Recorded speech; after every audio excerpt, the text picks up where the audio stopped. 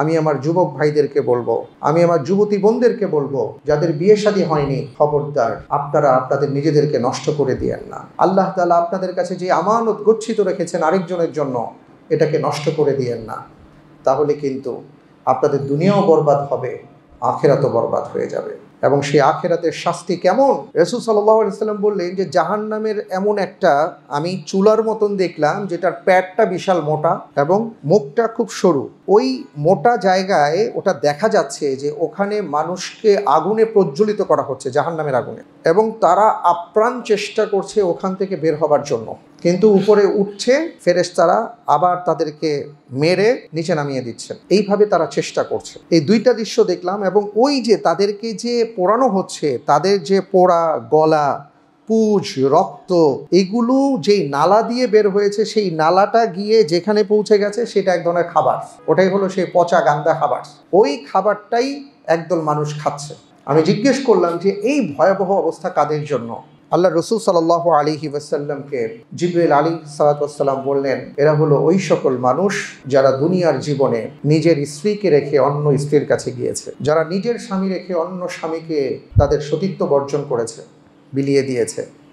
এরা ওই সকল মানুষ যারা ব্যভিচারে লিপ্ত হয়েছে।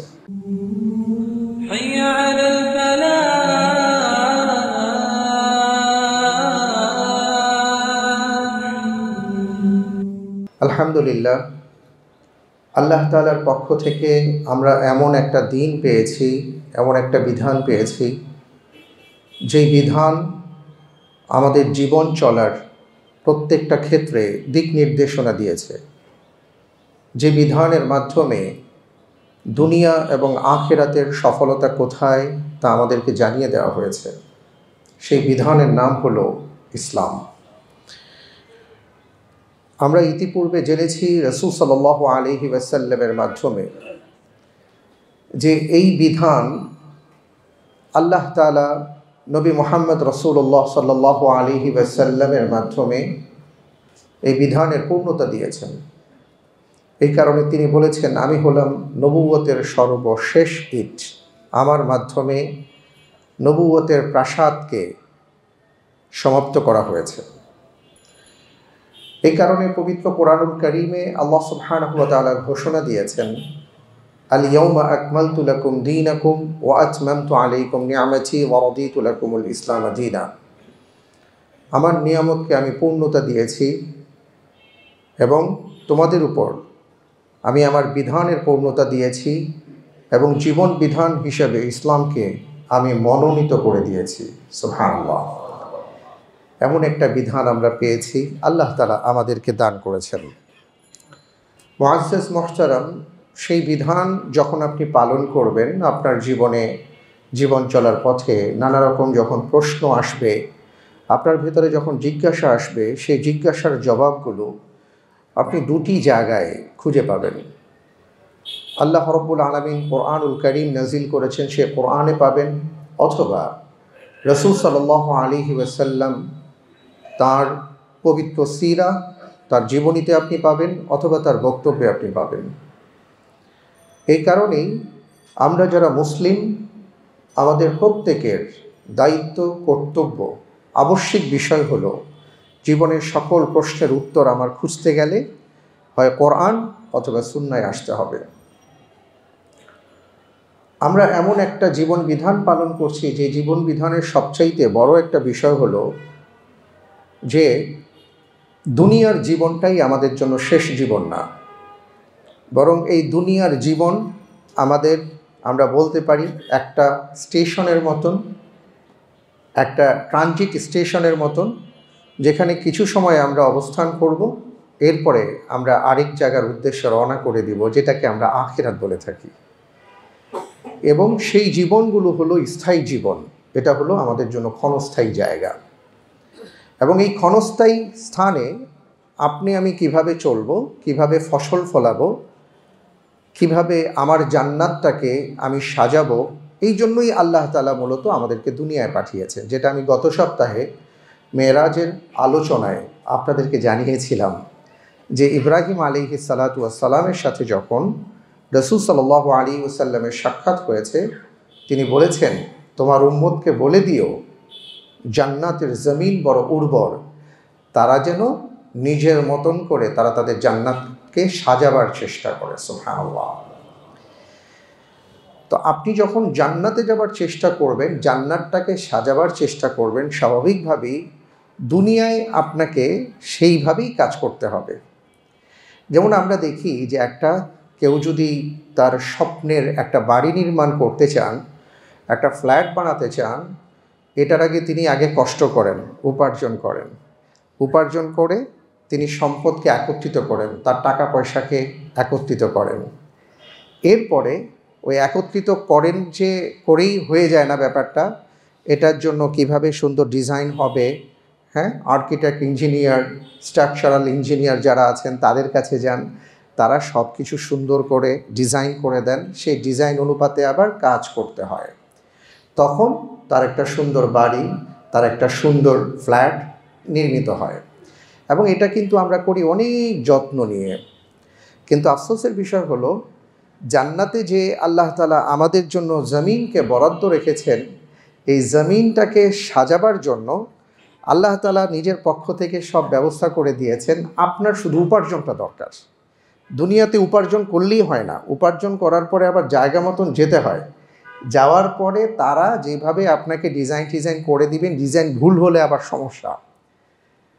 কিন্তু এখানে আপনার ডিজাইনের সমস্যা নাই, আপনার জায়গার সমস্যা নাই, আপনার কোনো কিছুর সমস্যা নাই। শুধু আপনার দায়িত্বটা হলো আপনি উপার্জন করেন, আর সেই উপার্জনটা হলো নেক আমল। ভালো কাজ করবেন, যত বেশি ভালো কাজ করবেন আল্লাহ তাআলা আপনার জান্নাতটাকে তত সুন্দর করে সাজাবেন। সুবহানাল্লাহ। কিন্তু আরও বড় আফসোসের বিষয় হলো, আপনার জন্য, আমার জন্য, আমাদের জন্য জান্নাতের জমিন বরাদ্দ থাকা সত্ত্বেও আমরা অনেকেই আছি যারা সেই জান্নাতের দিকে ধাবিতই হচ্ছি না, সেদিকে যাওয়ার প্রয়োজন বোধ করছি না। আমরা উল্টো পথে হাঁটছি, আমরা বরং জাহান্নামের দিকে যাচ্ছি। আমি কোনো একটা আলোচনায় আপনাদেরকে বলেছিলাম যে জান্নাত হাসিল করা যত সহজ, জাহান্নাম অর্জন করা ততটাই কঠিন। কিন্তু এই কঠিন কাজটাই আমরা করি। মনে করেন, মানুষ যত অপরাধ করে, আল্লাহ তাআলা আমাদেরকে পৃথিবীতে পাঠিয়েছেন সহজাত করে। প্রাকৃতিকভাবে আমাদের ভেতরে এমন কিছু বিষয় আল্লাহ তাআলা দিয়েছেন, যেমন কোনো একটা অপরাধ যদি আমি করে ফেলি, যেটাকে আমরা বলি অপরাধ বোধ তৈরি হওয়া, অর্থাৎ ভেতর থেকে কেউ একজন খোঁচা মারতে থাকে, তুমি এটা কী করলে, এটা করো না। হ্যাঁ, এই জন্য মানুষ দেখা যায় অপরাধ করার আগে ডানে তাকায়, বাঁয়ে তাকায়, আশেপাশে তাকায়, অর্থাৎ তার ভেতরে একটা অপরাধ বোধ আছে যে এটা তুমি করতে যেও না, কিন্তু তারপরেও সে কষ্ট করে। কিন্তু ভেতর থেকে আল্লাহ তাকে এইভাবেই সৃষ্টি করেছেন যে সে চাইলেই সহজেই জান্নাতের পথে হাঁটতে পারে। কিন্তু সে অপরাধ করবে, সে অনেক কিছু করবে, যেই করার পেছনে সে ভালো করে জানে যে এটার মধ্যে শান্তি নাই, কিন্তু তারপরে সে করবে। কারণ শয়তান তাকে এইভাবে প্রলুব্ধ করছে, সে মনে করছে এখানেই মনে হয় তার সফলতা আছে। এটার কারণ হলো, আমাদের মনের মধ্যে একটা বিষয় কাজ করে, যেটা রাসূল সাল্লাল্লাহু আলাইহি ওয়াসাল্লাম আমাদেরকে বলেছেন, যে একজন ঈমানদার আর একজন কাফের বা মুনাফিকের মধ্যে পার্থক্যটা হলো যে একজন ঈমানদার ছোট থেকে ছোট ভুল হোক, এটা সে কশ্চিনকালেও চাইবে না, এবং সে ছোট পাপকেও পাহাড়ের মতন বড় মনে করবে। সে ছোটোখাটো পাপকেও পাহাড়ের মতন বড় মনে করবে। কিন্তু একজন কাফের অথবা মুনাফিক, সে বড় বড় পাপকেও মাছির মতন মনে করবে। নাকের ডগায় মাছি বসলে যেভাবে হাত দিয়ে তাড়িয়ে দেওয়া যায়, সে মনে করে যে বড় পাপ এই টাইপেরই কিছু, এটা কোনো বিষয় না। এই জন্য সে বড় বড় পাপ করে। এর কারণ হলো, ওই মুনাফিক বা কাফের, তার ভেতরে জাহান্নামের যে শাস্তি, এই শাস্তির ব্যাপারে তার যতটুকু ধারণা থাকা, যতটুকু বিশ্বাস রাখা দরকার ছিল, সেই বিশ্বাসটুকু তার মধ্যে নাই। আমি, আপনি বা আমাদের কথা যদি বলি, আমরা নিজেকে যদি একটু জিজ্ঞেস করি যে পৃথিবীর বাস্তবতায় আমরা এমন অনেক কিছু করতে বাধ্য হই যেটা আমরা করতে চাই না, কিন্তু করতে বাধ্য হই, কষ্ট হলেও করি। এক্সাম্পল স্বরূপ আমি বলি, যেমন আমাদের মা বোনদের পর্দার কথা যদি বলি, ইসলাম তাদেরকে কিভাবে পর্দার কথা বলেছে, কতভাবে পর্দার কথা বলেছে, পর্দা করা ফরজ বলেছে। কিন্তু আমরা দেখি যে আমাদের একটা বিশাল অংশ আছেন, ওনারা না বুঝে অনেক সময় পর্দা করেন না, পর্দা করতে স্বাচ্ছন্দ্য বোধ করেন না বা পর্দা করবেন না, এবং পর্দার বিরুদ্ধে অনেক ধরনের কথা আমরা শুনতে পাই। কিন্তু এই মানুষগুলোই যখন করোনাক্রান্ত হয়েছিল বাংলাদেশ এবং সারা বিশ্ব, দেখা গেছে শুধু পর্দা না, পর্দা কত প্রকার কী কত কঠিন হতে পারে, এবং এক একজনের পোশাক এমনও ছিল যে মনে হচ্ছে তিনি যেন চাঁদের দেশে সফর করতে যাবেন। এমন অবস্থা, গরমের মধ্যে সব পড়ে ঠরে বের হয়েছিলেন। কেন? কারণ ওনার ভেতরে মৃত্যুর ভয় ঢুকেছিল। এই মৃত্যুর ভয়টাকে দূর করে যদি উনি জাহান্নামের ভয়টাকে ভেতরে নিয়ে আসতে পারতেন, তাহলে এত কষ্ট তার করা লাগতো না, বা এত কষ্ট আমাদের করতে হতো না। এর চেয়ে শতগুণ কম কষ্ট করলেও আমরা জাহান্নাম থেকে বাঁচতে পারতাম, আমাদের জীবনটা সুন্দর হতো। কিন্তু আমাদের বাস্তবতা বড় ভিন্ন। দেখা যায় ওই জাহান্নামের ব্যাপারে আমাদের সেই বিশ্বাস কাজ না করার কারণেই আমরা জাহান্নাম থেকে বাঁচার চেষ্টা করি না। কিন্তু মৃত্যু যেহেতু আশেপাশে হয়, অনেক মানুষ আপনজনেরা চলে যান, এই কারণে আমাদের মৃত্যুকে বড় ভয়, মৃত্যু থেকে বাঁচার চেষ্টা করি, এবং এটার জন্য আমরা সব করতে রাজি আছি। জাহান্নাম থেকে বাঁচার জন্য আমাদের যা করার দরকার সেটা আমরা করতে রাজি হই না। যাই হোক, তো এই কারণে আমাদের উচিত জান্নাতের আলোচনার পাশাপাশি জাহান্নাম সম্পর্কেও কিছু ধারণা লাভ করার। কি কারণে একজন মানুষ জাহান্নামে যেতে পারেন?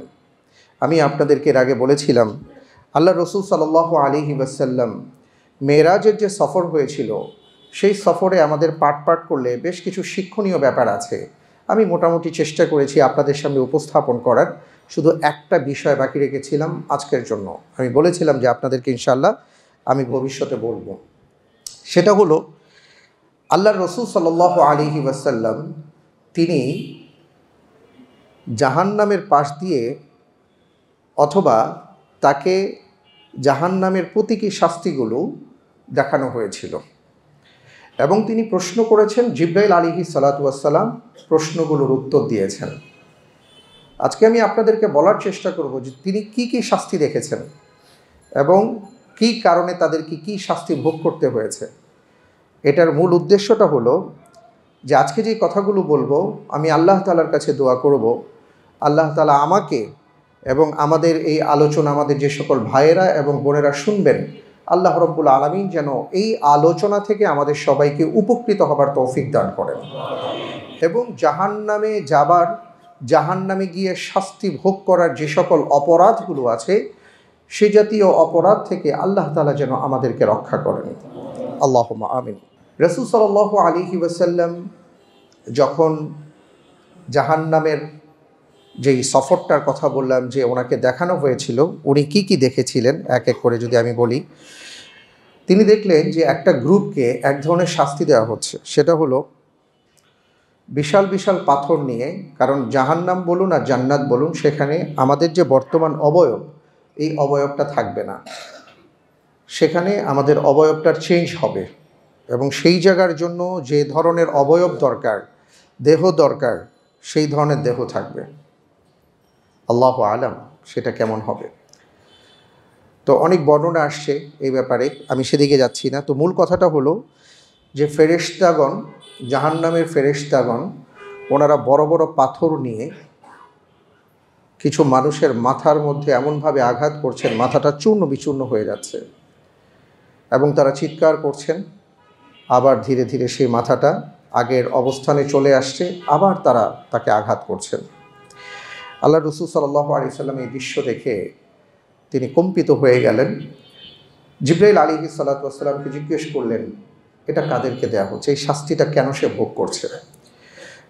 জিবরাইল আলাইহিস সালাতু ওয়াস সালাম বললেন, তারা ওই সকল ব্যক্তি যারা ফরজ সালাতে অবহেলা করত। আল্লাহু আকবার। জিবরাইল আলাইহিস সালাম এটা বলেন নাই তারা ওই সকল ব্যক্তি যারা নামাজ পড়তো না, এটা বলেন নাই। জিবরাইল আলাইহিস সালাম বলেছেন তারা ওই সকল ব্যক্তি যারা ফরজ সালাতে অবহেলা করত। ফরজ সালাতে অবহেলার শাস্তি যদি এমন হয়, তাহলে যিনি ইমানদার দাবি করেন অথচ নামাজ পড়েন না, তার শাস্তিটা কেমন হতে পারে? অথচ আমাদের পরিবারে, আমাদের রক্তে, আমাদের আপনজনদের মধ্যে এমন সদস্যবৃন্দ আছেন যাদেরকে আমরা আমাদের চাইতে বেশি ভালোবাসি, কিন্তু আমার ওই সন্তান, আমার ওই স্ত্রী, আমার ওই স্বামী, আমার ওই মা বাবা তারা নামাজ পড়েন না। আপনি কোট করুন, তাদেরকে শাস্তি দেওয়া হচ্ছে যারা ফরজ সালাত পড়তো কিন্তু অবহেলা করত। তাহলে যারা নামাজ পড়তো না তাদের শাস্তিটা কিরূপ হতে পারে? একজন মুসলমান তিনি নামাজ পড়বেন না, এইটা তো চিন্তাই করা যায় না, অথচ আমাদের কাছে এটাই স্বাভাবিক হয়ে দাঁড়িয়েছে। আল্লাহর রসুল সাল্লাল্লাহু আলাইহি ওয়াসাল্লামের সময়ে যাকে মুনাফিকদের সর্দার বলা হয়েছে, সেও রসুল সাল্লাল্লাহু আলাইহি ওয়াসাল্লামের পাশে দাঁড়িয়ে 5 ওয়াক্ত সালাত জামাতের সাথে আদায় করত। অর্থাৎ মুনাফিক কিন্তু সালাত মিস করতো না। আর আমরা ইমানদার দাবি করি, নামাজই পড়ি না। এই ঈমান নিয়ে কিয়ামতের ময়দানে আমি আপনি কিভাবে দাঁড়াবো? সুতরাং এই হাদিসের এই অংশ থেকে আমাদের শিক্ষা এটাই হোক যে নামাজ ছেড়ে দেওয়া তো দূরের কথা, আমরা যেন কখনো নামাজে অলসতা না করি, ফরজ সালাতে অলসতা না করি। আল্লাহ যেন সেইভাবে আমাদেরকে নামাজ আদায় করার তৌফিক দান করেন। আমাদের অনেক ভাইরা আছেন, জীবনের অনেক গুরুত্বপূর্ণ কাজ আপনারা করেন, সমাজের জন্য করেন, রাষ্ট্রের জন্য করেন, আপনার কোম্পানির জন্য করেন, আপনার পরিবারের জন্য করেন। অনেক সময় দেখা যায় ওই কাজগুলোকে আপনি গুরুত্ব বেশি দিয়ে নামাজটাকে পরে আদায় করার চেষ্টা করেন। আপনি আপনার নামাজকে বলেন যে তুমি একটু পরে আসো, আমার এই গুরুত্বপূর্ণ কাজটা সেরে নেই, আজকে থেকে সেটা বাদ দেই। আমরা বরং নামাজকে বলবো সবার আগে আমি নামাজ পড়ব, বাকি কাজ সবার পরে করব। আমরা রাজি আছি ইনশাআল্লাহ? আমি সহ আল্লাহ তাআলা আমাদের সবাইকে সেই তৌফিক দান করুন, আমিন।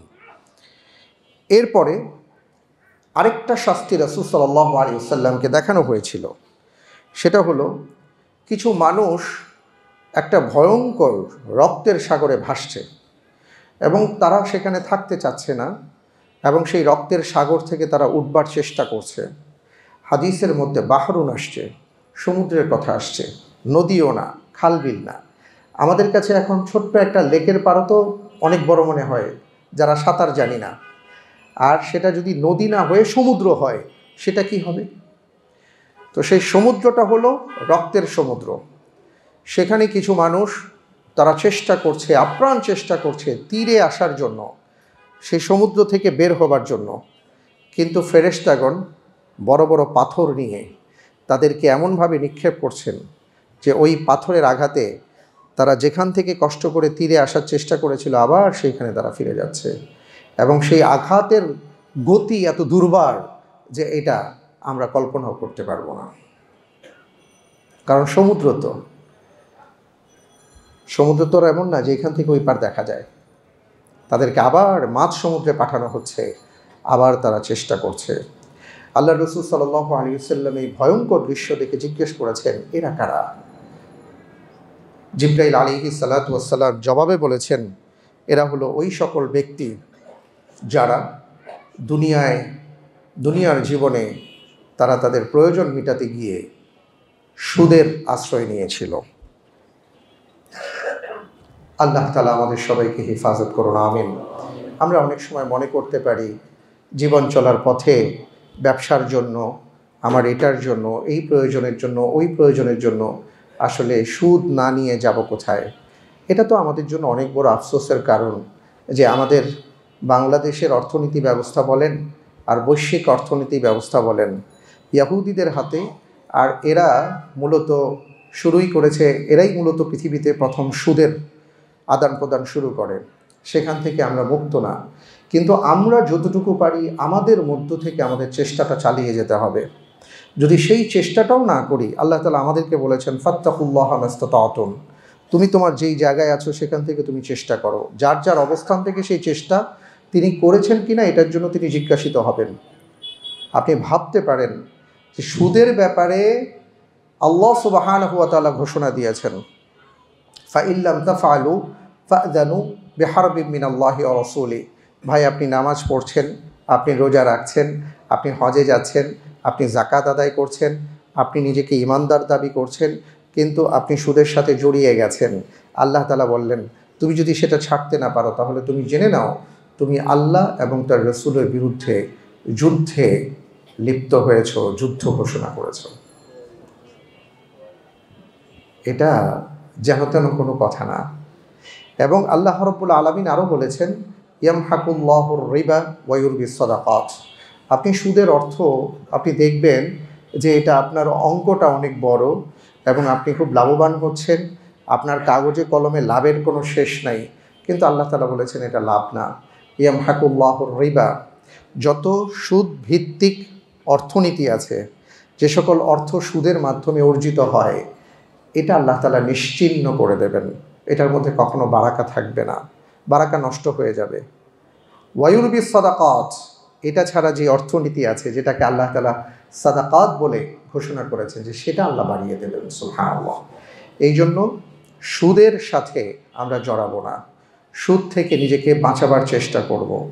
কারণ সুদের একটা মাত্র শাস্তির কথা রাসূল সাল্লাল্লাহু আলাইহি ওয়াসাল্লাম এখানে উল্লেখ করেছেন, তাকে দেখানো হয়েছে। আরও অসংখ্য শাস্তি বিভিন্ন হাদিস গ্রন্থের মধ্যে আসছে। আল্লাহ তাআলা আমাদেরকে, আমাদের সবাইকে এই সুদ থেকে বেরিয়ে এসে হালাল এবং সাদাকা ভিত্তিক অর্থনীতির সাথে সম্পৃক্ত করুন। আমরা যেন সেইভাবে চলতে পারি, সেই তৌফিক তিনি আমাদেরকে দান করুন। আল্লাহুম্মা আমিন। রাসূল সাল্লাল্লাহু আলাইহি ওয়াসাল্লাম আরেকটা দলকে দেখলেন, তাদের অবস্থাটা এমন ছিল যে তাদের আঙুলের যে নখ আছে, এই নখগুলো বিশাল বড় বড় ছিল এবং এটা এত শক্ত হয়ে গেছে, এটা শক্ত করে দেওয়া হয়েছিল পিতলের মতন, এবং তারা সেটা দিয়ে তারা তাদের নিজেদের চেহারা আঁচড় কাটছিল, আর পুরো চেহারা ক্ষতবিক্ষত হয়ে যাচ্ছে, চেহারার ভেতরে তাদের নখগুলো ঢুকে যাচ্ছে এবং সেখান চিরে, গোশত চিরে সেখান দিয়ে ফিনকি দিয়ে রক্ত বের হচ্ছে। সে এক ভয়ঙ্কর দৃশ্য। রাসূল সাল্লাল্লাহু আলাইহি সাল্লাম এই দৃশ্য দেখে বললেন, এই ভয়ঙ্কর শাস্তি কেন তারা ভোগ করছে? নিজেরাই নিজেদের চেহারাকে কিভাবে আঁচড় দিচ্ছে, কেন করছে? জিবরাইল আলাইহিস সালাতু ওয়াস সালাম রাসূল সাল্লাল্লাহু আলাইহি সাল্লামকে বললেন, এরা হলো ওই সকল ব্যক্তি যারা পৃথিবীতে মানুষের গীবত করেছে। আল্লাহু আকবার। এরা হলো ওই সকল ব্যক্তি যারা মানুষের গীবত করেছে। গীবত কি? গীবত হলো অন্যের অনুপস্থিতিতে আপনি এমন কোনো কথা বললেন, তিনি যদি উপস্থিত থাকতেন তাহলে সেই কথাটা শুনলে তিনি কষ্ট পেতেন, এটাই হলো গীবত। দেখেন, দুটো বিষয়। আমাদের সমাজে যেই হারে আমরা গীবত করি, ঠিক সেই হারে আমরা তহমতও দিই। একজন মানুষ, তহমত কি?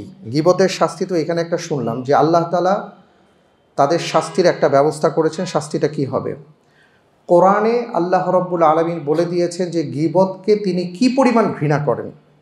সেই ঘৃণাটাকে বোঝাবার জন্য এমন একটা উপমা দেওয়া হয়েছে যে আমার মনে হয় এরপরে আর কোনো কিছুর ব্যাখ্যার দরকার হয় না যে আল্লাহ তাআলা গীবতটাকে কতটা ঘৃণা করেন। যে তিনি প্রশ্ন করেছেন, আইউহিব্বু আহাদুকুম আন ইয়াকুলা লাহমা আখিহি মাইতান ফাকারিহতুমু। তোমরা কি এটা পছন্দ করো যে যেই ভাইকে তুমি তোমার কলিজার অংশ মনে করতে, যেই ভাইয়ের সাথে বড় হয়েছো, এমন অনেক আছে না, ভাই ভাইকে ছাড়া বুঝে না, তো সেই ভাই, কলিজার টুকরো ভাই, একসাথে বড় হয়েছো, একসাথে সব কিছু করেছো, সেই ভাইয়ের মৃত্যু হলো, আর তোমাকে কেউ বললো যে এই ভাই যে মারা গেছে তার গোশত তুমি খাও, তুমি কি এটা পছন্দ করবে? আল্লাহ তাআলা বলছেন ফাকারিহতুমু, এইটা তুমি সবচেয়ে বেশি অপছন্দ করবে, এই বিষয়টাকে তুমি ঘৃণা করবে। আল্লাহ তাআলা বললেন, তুমি যতটা ঘৃণা করো তোমার এই আপন ভাইয়ের গোশত ভক্ষণ করাকে, আমি আল্লাহ আমার কোনো বান্দার যখন গীবত করা হয় এর চেয়ে বেশি আমি এই বিষয়টাকে ঘৃণা করি। কিন্তু আমরা গীবত অনেক মজা করে করি। আমরা গীবত এখন সোয়াবের নিয়তে করি। আমাদের মধ্যে এখন সোয়াবের নিয়তে গীবত হয়। তহমত কি? তহমত হলো, গীবত হলো এটা যে তিনি যেটা করেছেন, মনে করেন ওনার একটা বিষয় আছে, উনি এটা করেছেন, কিন্তু ওনার অনুপস্থিতিতে বললে উনি কষ্ট, আর কি উপস্থিতিতে বললে কষ্ট পাবেন, ওটাই যদি ওনার অনুপস্থিতিতে বলেন, সমালোচনা করেন, এটাই হলো গীবত। তহমত কি? তহমত হলো উনি এটা করেন নাই, উনি এটা করেন নাই, কিন্তু আমরা করেন নাই, কিন্তু আমরা বলছি উনি করেছেন। এইবার নিজেকে জিজ্ঞেস করেন, আমি আমাকে জিজ্ঞেস করি, আপনারা আপনাদেরকে জিজ্ঞেস করেন, আমরা কি গীবত করি? আমরা কি তহমত দেই? আমরা কি অপরাধের সাথে জড়িত আছি? আল্লাহ রসুল সাল্লাল্লাহু আলাইহি ওয়াসাল্লাম কবরের শাস্তির কথা বলতে গিয়ে দুইটা অপরাধের কথা বলেছেন, এবং তিনি আফসোস করেছেন যে কবরে যারা শুয়ে আছে, খুব বড় কোনো কারণে তাদেরকে শাস্তি দেওয়া হচ্ছে না, তারা চাইলে এখান থেকে ফিরে আসতে পারত। সেটা কি? সেটা হলো যে তারা প্রকৃতির ডাকে সাড়া দেওয়ার পরে তারা ভালোভাবে পরিচ্ছন্ন পবিত্র হতো না।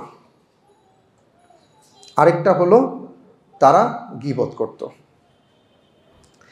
এই হাদিস থেকে যেটা ইসলামিক স্কলারগণ, মুহাদ্দিসিন কেরামগণ বের করেছেন, তার মানে হলো ওই ব্যক্তিরা সব ধরনের ভালো আমল করতেন, সব ধরনের ভালো আমল করতেন, তারা আল্লাহর হুকুম পালনে যথেষ্ট চেষ্টা করতেন, কিন্তু তারা এই দুইটা অপরাধ থেকে বাঁচার চেষ্টা করেন নাই, যে কারণে তাদের শাস্তি ভোগ করতে হচ্ছে। আল্লাহ ক্ষমা করুন। যদি এটা তাই হয়, তাহলে আপনি ভাবেন, আপনার নামাজ, আপনার রোজা, আপনার হজ, আপনার জাকাত, আপনার ভালো কাজ, আপনার অনেক কিছুই কবরে গিয়ে কাজে আসবে না যদি আপনি আমি গীবতের সাথে মিশে যাই, তহমতের সাথে মিশে যাই, অথবা এই জাতীয় অপরাধের সাথে সম্পৃক্ত হই। অথচ আমাদের এখন দুইজন একত্রিত হলেই অপর পক্ষের, অপর কারোর জন্য আমাদের জবান থেকে আমরা ভালো মনে করে গীবত করা শুরু করে দিই। এটা যে কত বড় শয়তানের পক্ষ থেকে ওয়াসওয়াসা, এই ওয়াসওয়াসা থেকে আমাদেরকে বেঁচে থাকতে হবে, কারণ এই ওয়াসওয়াসা দিয়ে আমাদের সমস্ত ভালো আমলগুলো শয়তান নষ্ট করে দিচ্ছে। এবং এখানে যে শাস্তির কথা আসছে, আমরা শুনলাম যে রাসূল সাল্লাল্লাহু আলাইহি সাল্লাম বলেছেন গীবতকারীর শাস্তি কি হবে। আল্লাহ তাআলা আমাদের সবাইকে হিফাজত করুন, আমরা সবাই বলি আমিন। সম্মানিত ভাইয়েরা আমার, আমরা একটু চেষ্টা করি যে আমরা গীবত না করার চেষ্টা করি, দেখি না পারি কিনা। আমরা নিজেরা যদি নিজেদেরকে ইমানদার দাবি করি, মুমিন দাবি করি, আমি যদি মনে করি যে অন্য কোনো ভাইয়ের কোনো সমস্যা আছে, আমি তার সাথে বসে আমি তাকে ইসলার নিয়তে আমি বলে দিব যে ভাই, আমার মনে হয় এটা আমি আপনার ক্ষেত্রে দেখেছি, আমার মনে হয় এই ক্ষেত্রে আপনি যদি এইভাবে করেন সুন্দর হয়। কিন্তু আপনি সেটা না করে যদি আরেকজনের ব্যাপারে আরেকজনের কাছে সমালোচনা করেন, তাহলে এখানে দুইটা আপনি কাজ করলেন। ইমাম আবু হানিফা আলাইহির রাহমার জীবনীতে আসছেন যে উনি যখন জানতেন যে কেউ ওনার গীবত করেছেন, তো উনি তার বাড়িতে খাবার পাঠাতেন, হাতিয়া পাঠাতেন। কেন? উনি বললেন যে ওই ভাই তো আমার বড় উপকার করেছেন। তা আমরা এইভাবে আরেকজনের অনেক বড় উপকার করি। সেটা হলো, আমি আপনি যখন অন্য কারো ব্যাপারে গীবত করব, তখন ওই ব্যক্তির অপরাধগুলো আল্লাহ তাআলা আমার কাঁধে বোঝা হিসেবে চাপিয়ে দেবেন। আর দ্বিতীয় বিষয়টা হলো যে এই যে আল্লাহ তাআলার কাছে অপছন্দনীয়, ঘৃণিত যে বিষয়, সেই বিষয়টা করার কারণে কবরে এবং কিয়ামতের ময়দানের পরে জাহান্নামে শাস্তির যেই ভয়ঙ্কর বিষয়গুলো আসছে, এটা আমার জন্য অপেক্ষা করবে। তো এই জন্য আমরা চেষ্টা করব যে কারো ব্যাপারে আমরা গীবত করব না। কারো ব্যাপারে যদি আমার কথা থাকে, আমি সেই ভাইকে সুন্দর করে বলার চেষ্টা করব। আল্লাহ তাআলা আমাদেরকে তৌফিক দান করুন, আমিন। আল্লাহ তাআলা আমাদেরকে হিফাজত করুন, আমিন। এবং আমি আমার মা বোনদেরকেও বলবো, রাসূল সাল্লাল্লাহু আলাইহি ওয়াসাল্লাম বলেছেন যে আমি জাহান্নামে নারীদের সংখ্যা বেশি দেখেছি। কেন? এই কথা বলতে গিয়ে আল্লাহ রাসূল সাল্লাল্লাহু আলাইহি ওয়াসাল্লাম বলেছেন যে এদের সংখ্যা এই জন্য বেশি যে তাদের খুব বড় বড় কোনো অপরাধ না, কিন্তু অপরাধগুলোকে তারা অপরাধ মনে করতো না। এর মধ্যে একটা বিষয় আসছে যে তারা খুব বেশি গীবত করে। এই জন্য আমরা গীবত থেকে বেঁচে থাকবো বিতৌফিকিল্লাহ। আল্লাহ তাআলা আমাদের সবাইকে ক্ষমা করুন, গীবত থেকে বাঁচার তৌফিক দান করুন, আমিন। রাসূল সাল্লাল্লাহু আলাইহি ওয়াসাল্লামকে আরেকটি শাস্তি দেখানো হয়েছে।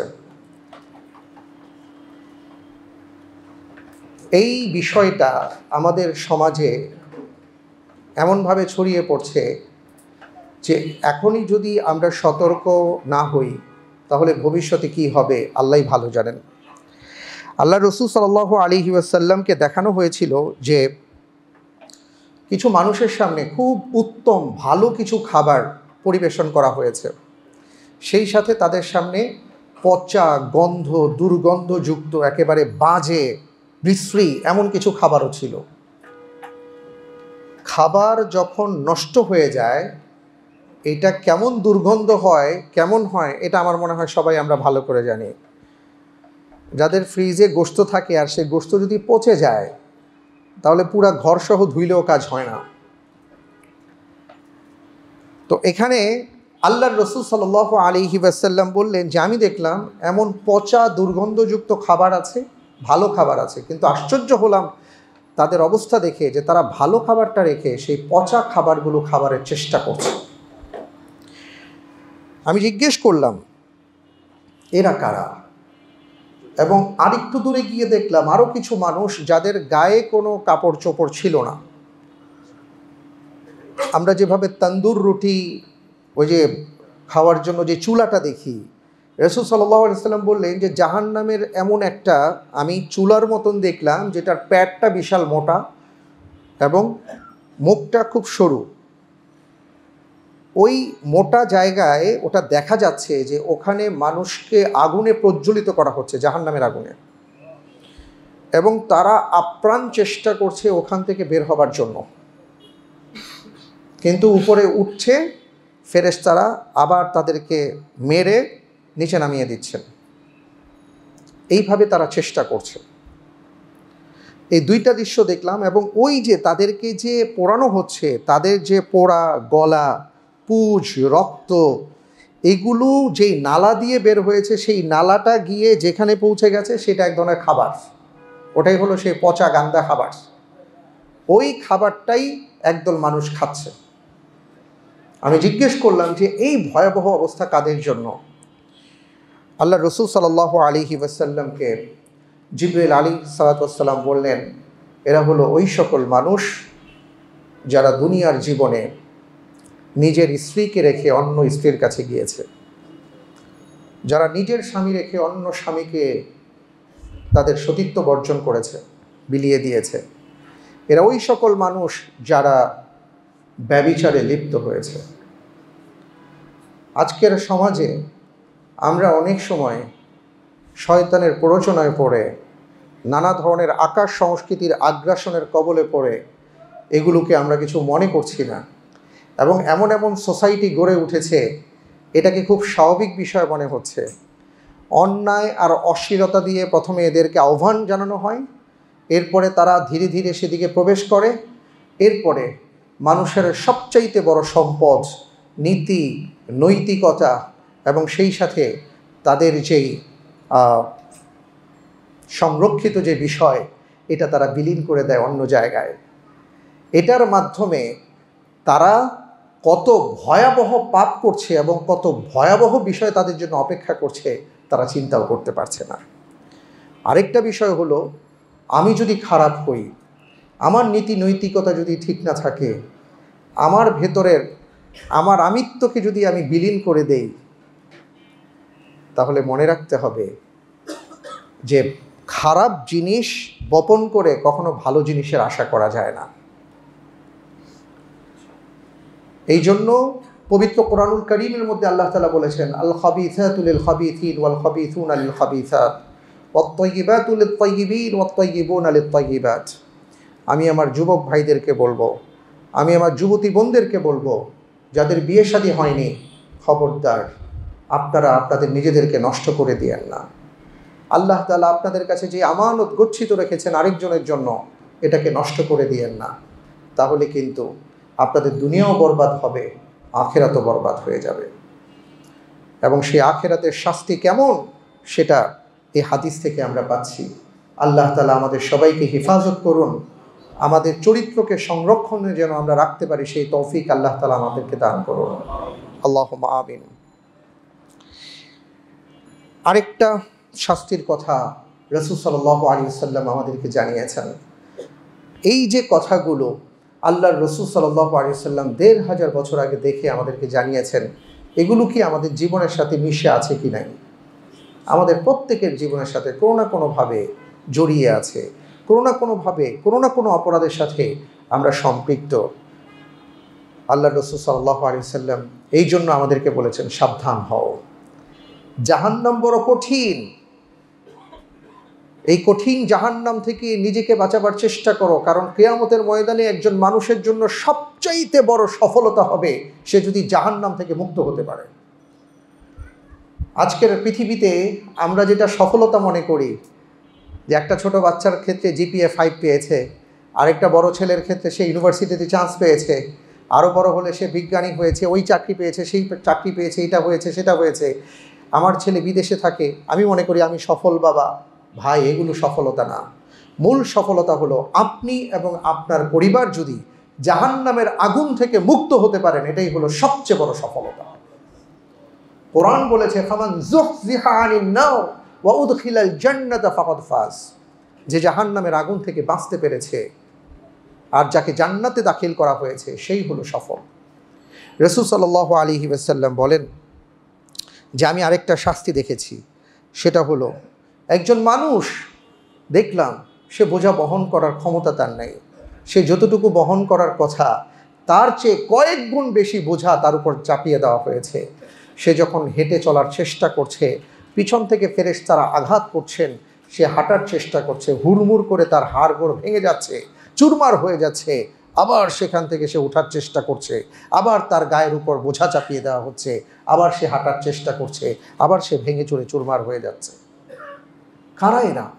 আল্লাহর রাসূল সাল্লাল্লাহু আলাইহি ওয়াসাল্লাম যখন জিজ্ঞেস করলেন, জিবরাইল আলাইহিস সালাতু ওয়াস সালাম বললেন, এরা হলো ওই সকল মানুষ যারা অন্যের হক, অন্যের ঋণ, অন্যের কাছ থেকে ঋণ নিয়েছে, অন্যের হক তাদের কাছে ছিল, কিন্তু সে হকগুলো তারা ফেরত দেয় নাই।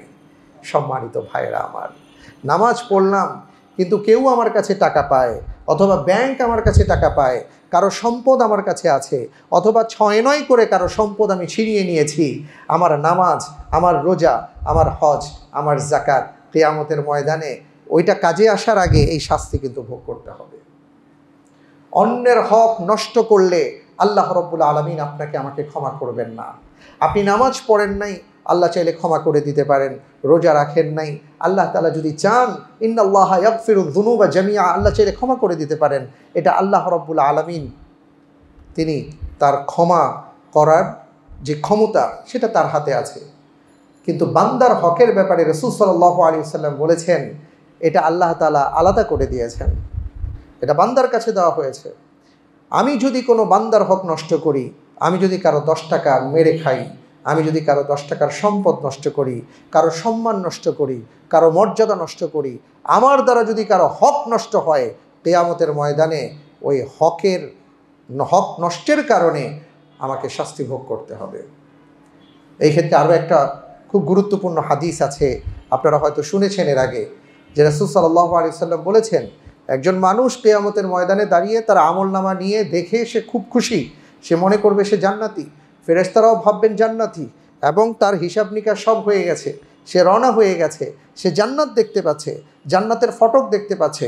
এর আগের জায়গার নাম হলো কান্তারা। ওই কান্তারার মধ্যে কিছু মানুষ দাঁড়িয়ে যাবেন, দাঁড়িয়ে তাকে ধরবেন যে তোমার সাথে আমার কিছু ফয়সালা বাকি আছে, দুনিয়ার জীবনে তুমি আমার এই টাকা নিয়েছো, ওই টাকা নিয়েছো, ওই সম্পদ নিয়েছো, ওই সম্মান নিয়েছো, আজকে ওগুলো ফেরত দাও। সে বলবে আমি কোত্থেকে এটা দিব? এই বাদানুবাদের মধ্যে তারা আল্লাহ রাব্বুল আলামিনের কাছে নালিশ জানাবেন। আল্লাহ সুবহানাহু ওয়া তাআলা বলবেন, হ্যাঁ তাই তো, তোমার কাছে যেহেতু পাওনা আছে, পাওনা পরিশোধ করো। সে বলবে, আল্লাহ আজকে কোত্থেকে আমি পাওনা পরিশোধ করব? তাহলে কি আছে তোমার কাছে? আমার ন্যাক আমল আছে, যে ন্যাক আমল দিয়ে আমি জান্নাতে যাচ্ছিলাম। আল্লাহ তাআলা বলবেন, যেহেতু আজকে তোমার কাছে দেওয়ার মতন কিছুই নাই ন্যাক আমল ছাড়া, তাহলে তার যে হক তুমি নষ্ট করেছিলে, আর সেই হক যেহেতু ফেরত দিতে পারবে না, এর বিপরীতে তোমার ন্যাক আমল তাকে দিয়ে দাও।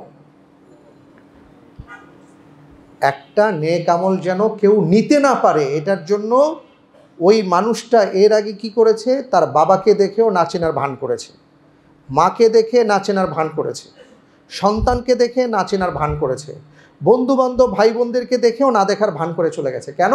তারা যদি আজকে আমার কাছ থেকে একটা নেক আমল চেয়ে বসে, আর অন্যের হক নষ্ট করার কারণে আজকে তার সেই নেক আমল আরেকজনকে দিয়ে দিতে হচ্ছে। সম্মানিত ভাই এবং বোনেরা, না খেয়ে থাকবো, কিন্তু কারো হক যেন আমার কাছে থাকে, এই অবস্থায় যেন আমার মৃত্যু না হয়, চেষ্টা করতে হবে। আমরা অনেকেই দেখি অনেক সময় যে অমুকের টাকা, ব্যাংকের টাকা, এই টাকা, হ্যাঁ, তারপরে ইদানিং তো নানা ধরনের ঘুষের টাকা নানাভাবে শুরু হয়েছে, ঘুষ না দিলে হয় না, ব্যাপার নড়ে না। এই সবগুলোর হিসাব কিয়ামতের ময়দানে হবে। সব কিছুর হিসাব একেবারে আল্লাহ তাআলা কিয়ামতের ময়দানে নিয়ে ছাড়বেন, মাথায় রাখতে হবে। সুতরাং আমরা যেই দায়িত্বে আছি, আমরা যেন মেহেরবানি করে এটা খেয়াল রাখি। আজকের এই দিনটাই শেষ দিন নয়। আজকের যেই দুনিয়াতে আমি আপনি বেঁচে আছি, 2 টাকা বেশি উপার্জনের জন্য হালাল হারামের বাছবিচার করছি না। আল্লাহর কসম করে বলছি, আজ থেকে 20 বছর পর আপনি যদি বেঁচে থাকেন, তখন আপনার কাছে মনে হবে এটা বেহুদা একটা কাজ ছিল, কারণ এই একটা ঘর ছাড়া আমার সব কিছুই আজকে শেষ। হাসপাতালের এই বিছানাটা ছাড়া আর কেউ আমার আপন না, সেই দিন আপনার মনে হবে। কিন্তু সেই দিন অনেক দূর কি বাদ হয়ে যাবে, আফসোস করে কোনো লাভ হবে না। আগে থেকেই আমাদের হিসাব আমাদের ঠিক করে যেতে হবে। আপনি যদি ভাবেন আমি যা করেছি আমার সন্তান ঠিক করে দিবে, কশ্চিনকালেও হবে না। যেই হিসাব আপনার হিসাব আপনি ঠিক করেননি, সেই হিসাব আরেকজন কোন দুঃখে ঠিক করতে যাবে বলুন? আল্লাহ তাআলা আমি সহ আমাদের সবাইকে মানুষের হক নষ্ট করা থেকে আমাদেরকে রক্ষা করুন, আল্লাহুম্মা আমিন। এবং আমাদের যদি এমন কিছু হয়ে থাকে, আমি আপনাদের কাছে হাত জোড় করে বলবো, ওই শাস্তি বড় ভয়াবহ, ওই শাস্তি বড় ভয়ঙ্কর।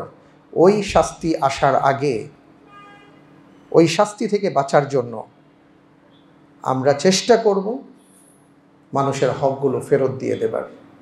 আল্লাহ তাআলা আমাদেরকে সেই তৌফিক দান করুন, আমিন। অনেকে বলেন, আমাদের কাছে অনেক সময় প্রশ্ন করেন যে তাদের কাছে এখন বলতে লজ্জা লাগে, অথবা বলতে পারি না, কিভাবে বলবো, এখন তো মনে হয়েছে যে ঠিক কাজ করি নাই, ওনাদের এই নিয়েছি, ওনাদের পক্ষ থেকে দিয়ে দিলে হবে কিনা। ভাই, ওই লজ্জা বড় লজ্জা, এই লজ্জা সেই তুলনায় কিছুই না। বড় লজ্জা থেকে বাঁচতে চাইলে এটা কোনো লজ্জারই কাজ না। সুতরাং আল্লাহ তাআলার কাছে তওবা করব, ইস্তিগফার করব, মানুষের হকগুলো আদায় করব, নয়তো এই শাস্তি ভোগ করতে হবে। আল্লাহ হিফাজত করুন, আমিন। সবশেষে যেটা বলবো, রাসূল সাল্লাল্লাহু আলাইহি সাল্লামকে আরেকটা দৃশ্য দেখানো হয়েছে, যেটা আসলে অত্যন্ত ভয়ঙ্কর এবং আমাদের জন্য ভয়ঙ্কর, আলেম ওলামাদের জন্য ভয়ঙ্কর, বা যারা আমরা নিজেরা দায়ী ইলাল্লাহ মনে করি। মানুষ যাদেরকে দেখলে মনে করেন যে উনি ইমানদার, উনি আল্লাহওয়ালা লোক, উনি দায়ী ইলাল্লাহ, ওনার মধ্যে ইসলামিক জ্ঞান আছে ইত্যাদি আছে, এটা তাদের জন্য খুব ভয়ের একটা বার্তা। রাসূল সাল্লাল্লাহু আলাইহি ওয়াসাল্লাম বলেছেন যে আমি দেখেছি কিছু মানুষ কেমন অবস্থা, যে বিশাল বিশাল কাঁচি, হ্যাঁ, বিশাল বিশাল কাঁচি, সেই কাঁচি দিয়ে তাদের জিভগুলোকে কাটা হচ্ছে। আল্লাহু আকবার। ওই যে বলেছিলাম, মানুষের দেহগুলো অনেক বড় হবে, জিভগুলো বড় হবে, এবং তাদের জিভগুলো কাটা হচ্ছে, সে চিৎকার করছে, কিন্তু তার চিৎকার ফেরেশতাদের কানে যাবে না। আমি জিজ্ঞেস করেছি যে এই শাস্তিটা কেন দেয়া হচ্ছে? আল্লাহ রসুল সাল্লাল্লাহু আলাইহি ওয়াসাল্লামকে জিবরাইল আলাইহিস সালাতু ওয়াসসালাম বলেছেন, এরা মানুষদেরকে আমলের কথা বলতো, কিন্তু তারা নিজেরা আমল করতো না। ইয়া আইয়ুহাল্লাযীনা আমানু লিমা তাকুলুনা মা লা তাফআলুন কাবুরা মাকতান ইনদাল্লাহি আন তাকুলু মা লা তাফআলুন। আল্লাহু আকবার। যেটা তোমরা করো না সেটা আরেকজনকে কেন বলো? এটা তোমাদের জন্য ভয়াবহ পাপ। এই জন্য আমরা যখন, বিশেষ করে আমি আমার দিকে বলবো যে আল্লাহ যেন আমাকে তৌফিক দান করেন, আমাদের আলেম ওলামা ভাইদেরকে, আমরা মসজিদে যারা খাদেম আছি, খোদ্দাম আছি, পাশাপাশি আমাদের যে সকল ভাইয়েরা দায়ী ইলাল্লাহ আছেন, আলহামদুলিল্লাহ কিছু দিন বোঝার চেষ্টা করছেন। আমাদের প্রত্যেকের উপরেই দায়িত্ব, আপনি যতটুকু জানেন অতটুকু যখন মানুষকে বলবেন বা ওই ব্যাপারে যখন মানুষকে বলবেন, তখন আমরা আমাদের নিজেদেরকে জিজ্ঞেস করব যে সেটা আমি আমল করছি কিনা। আল্লাহ তাআলা আমাদের সবাইকে সেই তৌফিক দান করুন, আমিন। এই বিষয়গুলো রাসূল সাল্লাল্লাহু আলাইহি ওয়াসাল্লামকে দেখানো হয়েছিল জাহান্নামের শাস্তি হিসেবে, যেটা তিনি মেরাজের রজনীতে দেখেছিলেন। সম্মানিত ভাই এবং বোনেরা, আমরা আজকে যে কথাগুলো শুনলাম, আজকের কথাগুলো খুব ভয়ঙ্কর কিছু কথা ছিল কোরআন এবং সুন্নাহর আলোকে, যে এই পাপগুলোকে এমন অবস্থায় আমাদের জীবনে শয়তান উপস্থাপন করেছে, এগুলোকে আমরা আসলে পাপ মনে করি না। এখন আমরা মনে করি যে মানুষের সাথে কথা বলতে পারা, তাকে কথায় হারিয়ে দেওয়া, এইটা আমার একটা ক্রিয়েটিভিটি, এটা আমরা আমাদের জন্য বিশেষ কিছু মনে করি। মানুষকে ঠকানো, আমি মনে করি আমি খুব বুদ্ধিমান, কারণ কাউকে আমি ঠকাতে পেরেছি, আমি নিজেকে তখন বুদ্ধিমান মনে করি। চালাক চতুর আর বুদ্ধিমান এক না, এই চালাকি আল্লাহর কাছে টিকবে না, কিন্তু আমরা নিজেরা সেটা মনে করি। এটা আমাদের একটা ব্যক্তিত্বের জন্য কোনো গুণ মনে করি, কিন্তু এগুলো সব দোষের মধ্যে। এগুলোর জন্য কিয়ামতের ময়দানে ভয়াবহ আমাদের শাস্তির সম্মুখীন হতে হবে আমরা যদি সতর্ক না হই। তাই রব্বুল আলামিনের কাছে আমরা কায়মনোবাক্যে দোয়া করব। আজকে যে বিষয়গুলো আমরা শুনলাম, যদি আবার এক কথায় আপনাদেরকে বলি যে ফরজ সালাতে অবহেলার শাস্তি আমরা জেনেছি, সুদখোরের শাস্তি জেনেছি, গীবতকারীর শাস্তি জেনেছি, এবং যারা পরকীয়া করে, ব্যভিচার করে তাদের শাস্তির কথা জেনেছি, যারা অন্যের ঋণ বা হক নষ্ট করে তাদের শাস্তির কথা জেনেছি, এবং যারা নিজ আমল করে না অন্যকে বলে বেড়ায় তাদের শাস্তির কথা আজকে জেনেছি। আল্লাহ তাআলা এই বিষয়গুলো থেকে আমরা আশ্রয় প্রার্থনা করছি তার কাছে, তিনি আমাদেরকে হেফাজত করুন, আমাদের সবাইকে সুন্দর চরিত্রের অধিকারী এবং ইমানদার বান্দা আর বান্দি হিসাবে আল্লাহ তাআলা আমাদের সবাইকে কবুল করুন। আল্লাহুম্মা আমিন। আসসালামু আলাইকুম ওয়া রাহমাতুল্লাহি ওয়া বারাকাতুহু।